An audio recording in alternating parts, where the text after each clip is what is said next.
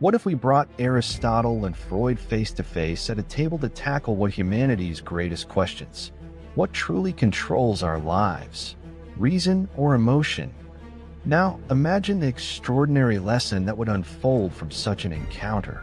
Two intellectual giants, two opposing worldviews, debating what truly defines us.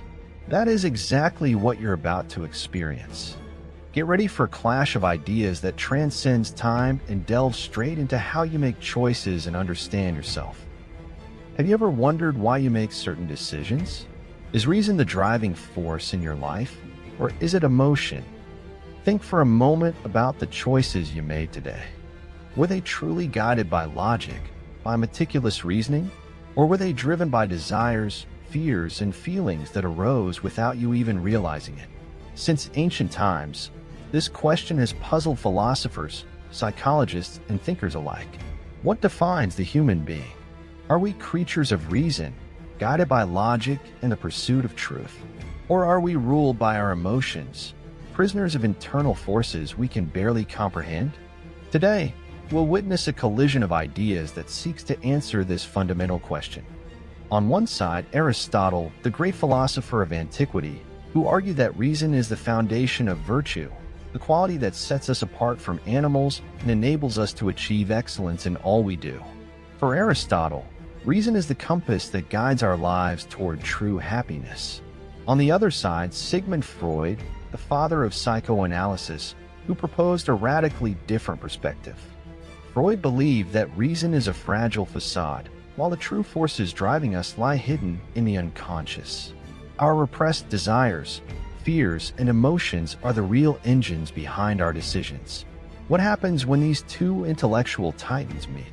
What happens when classical philosophy and modern psychoanalysis collide? In this debate, every idea, every argument, every provocation will serve as an invitation for you to reflect on who or what is truly in control of your life. And now get ready. The stage is set, and the brightest minds in history are prepared to clash. Aristotle, Freud, reason, emotion. Which of these forces truly governs your existence? Humans are above all rational animals. It is this capacity to reason, to analyze, and to reflect that sets us apart from other beings. Reason is not merely a characteristic, it is the very core of who we are. Through it, we achieve virtue and consequently true happiness, or what I call eudaimonia. Emotions, while natural, are often unstable, impulsive, and chaotic. They are like wild horses, full of energy but without direction. Reason acts as the charioteer, guiding these horses so they don't lead us astray. Without reason, we are slaves to our passions, tossed about like leaves in the wind. Consider, for example, someone who feels anger during an argument. Emotion screams to react aggressively, to attack, but reason intervenes. It asks, what will the result of this be? Will it truly solve the problem? Or will it make it worse? Reason restrains us from yielding to destructive impulses and empowers us to choose virtue and balance. Therefore, to me, the human being is fundamentally rational. Emotions should be acknowledged, yes, but never left unchecked. They exist to be balanced, not to dominate us. It is in this balance that we find the true purpose of our existence. Ah, Aristotle, how idealistic your vision is. But unfortunately, it doesn't reflect the reality of human nature. You believe reason is the dominant force in our lives. But I ask you, how well do you truly understand the human mind? What you call rational control is nothing more than an illusion. The human mind is not governed by reason, but by much deeper forces. Forces you fail to even recognize. I am speaking of the unconscious. It is there that our repressed desires, fears, and primal passions reside. Let me offer a practical example. Imagine someone who prides themselves on being calm and composed. Yet one day, after weeks of tension, they erupt in a fit of rage, yelling at a stranger. What happened? Did reason fail? Number what occurred was their repressed emotions surfaced uncontrollably. Reason, my dear Aristotle, is like a thin layer of ice over a turbulent ocean. You may walk on it and believe you are safe, but with just one crack, the forces of the unconscious will swallow you whole. Humans make decisions based on emotion and then rationalize them afterward. The idea that we control our passions is, at its core, a story we tell ourselves to feel in charge. But the truth is, control lies within the unconscious, which does not follow the rules of reason. Freud, your analysis sounds like the lament of a man who has lost his inner compass. I do not deny the existence of internal forces. But to believe we are ruled by them is to admit defeat. The role of reason is not to ignore these forces, but to dominate and direct them toward the greater good. Take, for example, an athlete. They feel pain, exhaustion, and even despair at times. But it is reason that tells them to continue, to push past these feelings and reach their goal. Without that rational guidance, they would succumb to suffering and give up. This is where reason triumphs. It leads us even when emotions try to divert us. Triumphs? Or merely tries to mask the chaos that is truly in control? Consider dreams, Aristotle. They are the gateway to the unconscious, where reason does not rule, where repressed desires come alive. And yet these desires shape what we do when we're awake. You may insist that the athlete is guided by reason, but what drives them to persevere? Is it not the unconscious desire for validation, fear of failure, or an emotion they cannot fully understand? At best, reason plays a supporting role. And I maintain that it is reason that gives meaning to those desires. Without it, we are nothing but slaves to chance. And without acknowledging the power of emotion, you are simply denying the truth of the human condition. Freud, I cannot accept your fatalistic view of humans as slaves to uncontrollable impulses. If humanity were driven solely by emotions, as you suggest, we would be at the mercy of our basest instincts, living in perpetual chaos. But that's not what we observe, is it? It is reason that creates order, sustains societies, and enables us to thrive and achieve virtue. Consider the justice system. A victim's anger could easily lead to unbridled vengeance, but it is reason that intervenes, establishing laws and regulations to temper passions. Justice is not built on emotions but on carefully considered reasoning, rooted in what is fair and equitable. Without reason, society would devolve into an endless battle of conflicting desires. Aristotle, you hold reason as a superior force, but overlook how often it is manipulated by our emotions. Reason, as you describe it, is like a captain who believes he controls the ship, yet he is at the mercy of unseen currents that steer him toward destinations he cannot understand. You speak of justice as if it were purely rational. But take a closer look.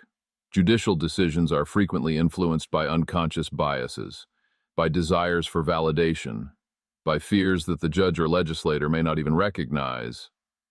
Even the most logical reasoning is shaped by emotional forces. You believe you're in control, but the truth is that your rational decisions are more often justifications for desires that have already taken root. So you argue that reason is merely a facade, a disguise for governing emotions. That sounds like an attempt to deny our capacity for conscious choice, Freud. If what you claim were true, then human progress, our arts, our sciences, our philosophies, would be nothing more than products of emotional chance. Yet we know that's not the case. Reason is the tool that allows us to overcome and transcend our passions. I return to the example of justice. Imagine a father whose son has been killed. The natural emotional response would be to seek immediate vengeance, to inflict pain equal to what he has suffered. Yet reason intervenes. It says, vengeance won't bring your son back, and it may cause even greater suffering. Reason is what keeps us civilized. You continue to idealize Aristotle. Let me give you a real-world example, one rooted in psychoanalysis. Consider someone who lashes out in anger at a coworker over something trivial, something seemingly insignificant. What happened there? Was it a failure of reason? Number.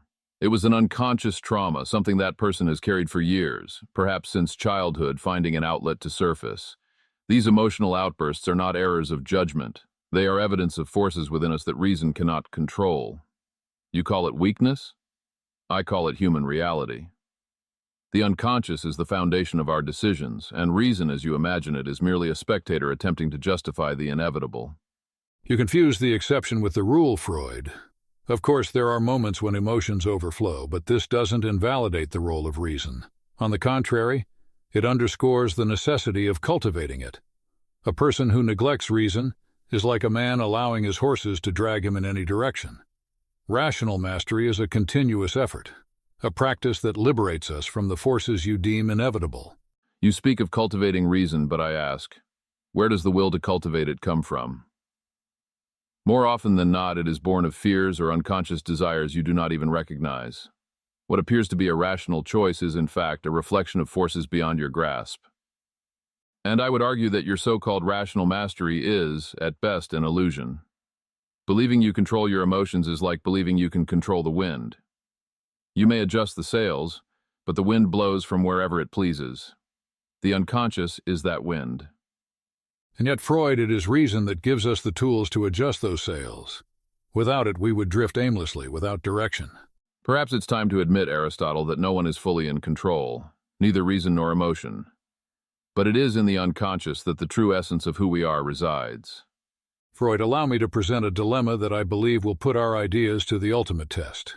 Imagine an individual faced with a terrible choice: to save a loved one, a child perhaps, or to save a larger group of strangers, knowing that choosing the child will condemn several lives to death. What then should guide that decision? For me, the answer is clear. Virtue, as always, must prevail. Reason tells us that the greater good is to save the largest number of lives. Even if emotion pushes us to save the child, it is reason that reminds us of our duty to humanity, our moral responsibility to act for the collective good, not merely our personal interests. Virtue lies in sacrificing our emotions to do what is just and right. Aristotle, how elegant your theory is, until it confronts reality. I ask you, in a situation like this, does anyone truly sit down and weigh the pros and cons based on reason? I number. In the heat of the moment, it is love, fear, and anguish that take control. You claim virtue demands saving the larger group, but I say that in practice, emotion always wins. Consider a mother who sees her child in danger.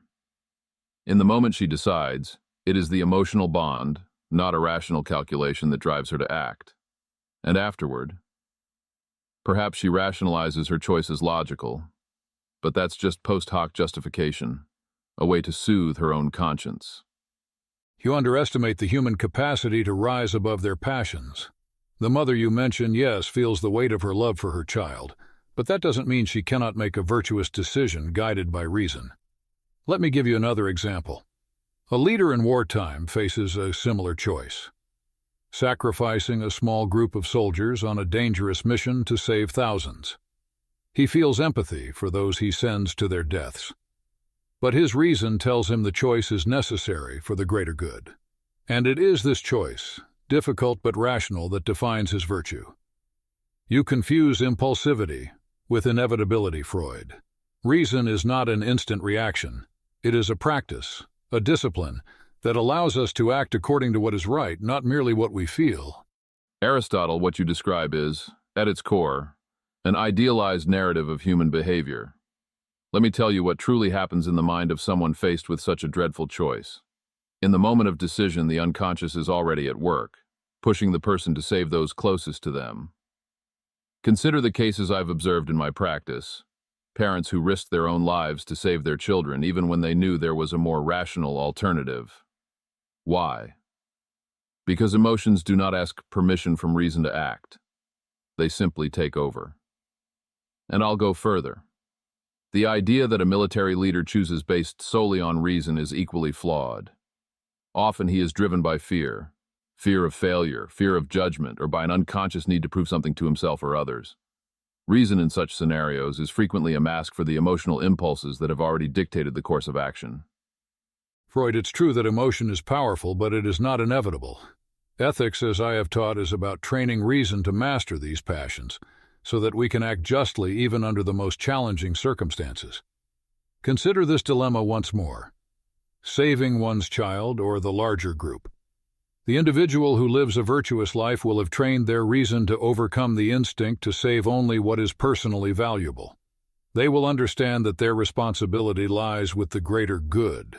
I do not deny it will be painful, but it is precisely this triumph over pain that makes one human, that separates us from animals who act purely on instinct. Once again, Aristotle, you speak as though humans were purely logical creatures in potential. But they are not. Even the most virtuous person will be overtaken by love and fear in a situation like this. You may say that ethics is a form of training, but you cannot train someone to ignore their unconscious impulses. They are an integral part of human nature, and denying that is simply turning a blind eye to reality. When the critical moment comes, it is the heart, not the mind, that decides. Freud, I agree that impulses exist, but I disagree that they are our destiny. Reason gives us the power to choose, to resist what is easiest, and to act in favor of what is right. And this is what defines virtue, the conscious effort to act for the greater good, even against one's own desires. And I would argue that in the end, that effort is merely a justification for what has already been decided by emotion.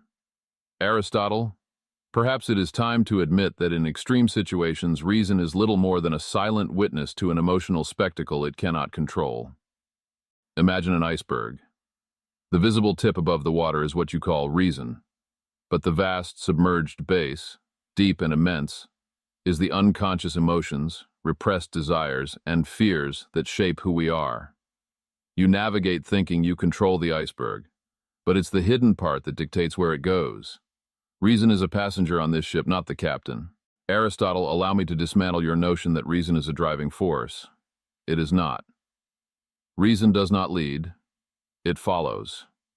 You believe you are in control, but the truth is that reason is merely an advocate that arrives after the heart has already made its decision.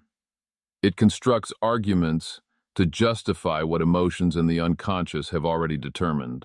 Freud, your iceberg metaphor is compelling but fundamentally flawed. What you call the submerged base I would describe as the raw material for virtue. Yes, emotions and impulses exist, but they are merely tools waiting for direction. I offer a different metaphor. Imagine an archer. The bow is reason, the arrow is emotion, and the target is the virtuous purpose. The archer uses the bow to guide the arrow toward its goal. Without the bow, without reason, the arrow would be lost. Emotions, Freud, require structure and purpose. They are not the captain, but rather the force needing guidance to achieve the greater good. True human mastery comes from the conscious use of reason to interpret and redirect emotions. This is not about repressing them, as you like to suggest, but about wisely channeling them to build a virtuous life. Aristotle, the image of the archer is beautiful, but I ask you, where does the will to shoot the arrow come from? You claim it is reason that decides the target, but in truth it is emotion that drives the act.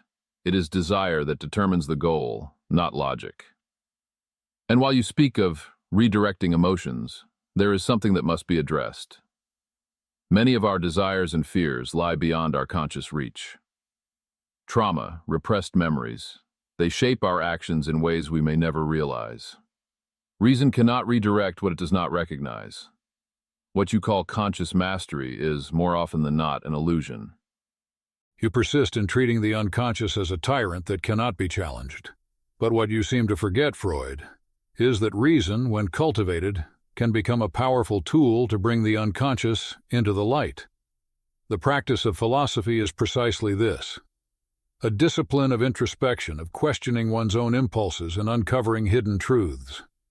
I do not deny the existence of the unconscious, but to claim it completely dominates is to deny our capacity for self-transcendence. The one who masters their passions and understands their unconscious impulses is the true master of themselves. And I would argue that this master of oneself is as idealized as a Greek god. In practice, Aristotle, most people live as strangers in their own minds. Consider the iceberg once more. You may bring parts of the submerged base to the surface, yes, but never all of it. The unconscious will always hold its mysteries and secrets. Denying its influence or underestimating it is a grave mistake. True human strength does not lie in controlling the unconscious, but in accepting its presence and learning to work with it, not against it. And here we arrive at the heart of the matter, Freud. You speak of acceptance, but to me, accepting without striving to improve is resigning oneself to mediocrity. Human beings are creatures of potential, and that potential is only realized when they continually seek self-knowledge and the overcoming of their limits. Reason is not merely an advocate for emotions, as you suggest. It is a creative and transformative force. It can take the most primal desires and shape them into something beautiful, something virtuous. The poet, the artist, the philosopher, they all draw upon their emotions. But it is reason that gives form and purpose to their work. You paint reason as a sculptor, but I see the unconscious as the raw material that dictates the final form. Even the artist, the philosopher, or the poet does not create in a vacuum. They are shaped by forces they do not fully understand. But I'll concede something, Aristotle. Reason does have a role. I do not deny that it can bring balance, provide direction. But it is never sovereign. Even in the greatest act of creation or virtue, there is a constant struggle between what we want and what we feel. At its core, the human being is a battlefield between reason and emotion. At last, something we agree on, Freud. The human being is indeed a battlefield, but I do not accept that reason is relegated to the role of an observer. It is a soldier in this conflict, and when trained, it can lead. And perhaps that is what defines the human condition. It is not the complete victory of reason or emotion, but the ceaseless struggle between them that makes us who we are. Yes, Aristotle, perhaps that is our truth. We are neither purely rational nor purely emotional. We are at once fragmented and whole, striving to find balance amidst chaos. Freud, after all this debate, there is something I must acknowledge. Emotions, as you argue, are powerful and often unavoidable forces. I cannot deny that without them, life would be sterile, devoid of energy, passion, and movement. Indeed, it is often emotions that drive us to act. Consider the love for a child. It is this emotion that gives a parent the strength to sacrifice everything for them. Or indignation in the face of injustice, which compels someone to fight for what is right. Emotions are, without doubt, powerful catalysts for action. But Freud, I maintain that for those actions to be truly virtuous, it is reason that must guide them. Without direction, passion is lost, and what could be a great force instead descends into chaos. Aristotle, I am glad to see that you recognize the power of emotions. They are not merely catalysts, but the essence of what makes us human. Love, anger, fear. All these emotions carry profound meanings, often rooted in our most intimate and unconscious experiences. But let me add to your perspective. It is not only reason that must guide emotions, it is also self-knowledge. Understanding where our desires, our anxieties, and our impulses come from, this is what allows us to integrate reason and emotion in a healthy way. The human being is, above all, a complex combination. We are both rational and emotional. To deny one of these aspects is to deny our very essence. I believe that true psychological balance does not come from placing reason above emotion or emotion above reason, but in finding a harmonious integration of the two. I agree, Freud. To deny emotion or treat it as something to be eradicated would indeed be a mistake. After all, even in my ethics, I acknowledge that passions should not be destroyed but educated. The virtuous person does not ignore their emotions. They understand them and direct them toward the good. However, I must emphasize that this integration does not happen automatically. It requires effort, discipline, and reflection. The practice of philosophy is an example of this. Through contemplation and a careful examination of life, we can understand and shape our emotions so that they serve us, rather than dominate us. This, to me, is the true realization of human potential. Interesting, Aristotle. What you describe as philosophy, I would describe as psychoanalysis. Both paths, in fact, share something in common: the pursuit of self-knowledge. You speak of disciplining emotions, whereas I prefer the term accepting and integrating. I believe that attempting to discipline or tame certain emotions can lead to repression, and repression, as we have discussed, often results in unintended consequences. But there is a point of convergence here. Without self-knowledge, both your approach and mine fail. A person unaware of their own fears, desires, and unconscious motivations will be unable to act in a balanced way, whether guided by reason or emotion. You are right, Freud. Perhaps the path to virtue and psychological balance begins with this step, knowing oneself. The famous Know Thyself, inscribed at the Temple of Delphi, reflects this timeless truth. Without understanding what moves us, we cannot be masters of ourselves. However, there is a fundamental difference between us. For me, self-knowledge is a means of empowering reason, enabling it to assume its role as a guide. For you, it seems self-knowledge is an end in itself, a way to accept the forces that govern our minds. What then is the ultimate goal of your approach? The goal, Aristotle, is integration. It is not about passive acceptance or resigning oneself to unconscious forces. It is about bringing what is hidden into the light, recognizing these forces, and finding ways to live with them rather than fight against them. You see reason as the captain of a ship. I see the human being more as a crew of different parts: emotion, reason, and the unconscious. The challenge is not to have a captain who commands everyone, but to find a way for all parts to work together in harmony. That, to me, is true psychological health. Then we agree that the human being is a combination of diverse aspects, all of which are important. What separates us is the role each of us assigns to reason and emotion. But perhaps this is where our ideas can complement one another. Freud, if we combine your emphasis on self-knowledge with my vision of reason as a guide, perhaps we can offer a more complete model for understanding and living the human condition. We do not need to choose between reason and emotion. Instead, we must recognize that the true challenge lies in integrating these aspects to achieve balance. Yes, Aristotle, perhaps that is the answer. Humanity is not defined by one or the other, but by the constant interaction between these two poles. We are neither purely rational nor purely emotional. We are both, and it is in this tension that our true humanity lies. Freud, after this debate, one thing remains clear to me. What makes us truly human is the mastery of reason. It is not merely a tool, it is our highest essence.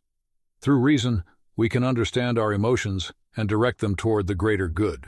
Without it, we would be tossed about by our passions, incapable of building a virtuous life. Therefore, I assert, the mastery of reason is not just an ideal, but a necessity. It gives us purpose, direction, and the ability to transcend our limitations. It is in reason that our true humanity resides. Reason and emotion, two forces that define our existence, sometimes complementary, sometimes in conflict. Today, Aristotle showed us the transformative power of reason, the compass that guides us toward virtue and lifts us above chaos. On the other hand, Freud revealed the depths of the unconscious, illustrating how our emotions and desires shape us in ways we often fail to recognize. But the true debate doesn't end here. It continues within you, in your daily decisions and reflections. When you act, who is in control? Is it reason steering your choices, or are your emotions moving your steps? And how does this influence the way you live, relate to others, and pursue your dreams? The answer isn't solely in Aristotle's or Freud's arguments.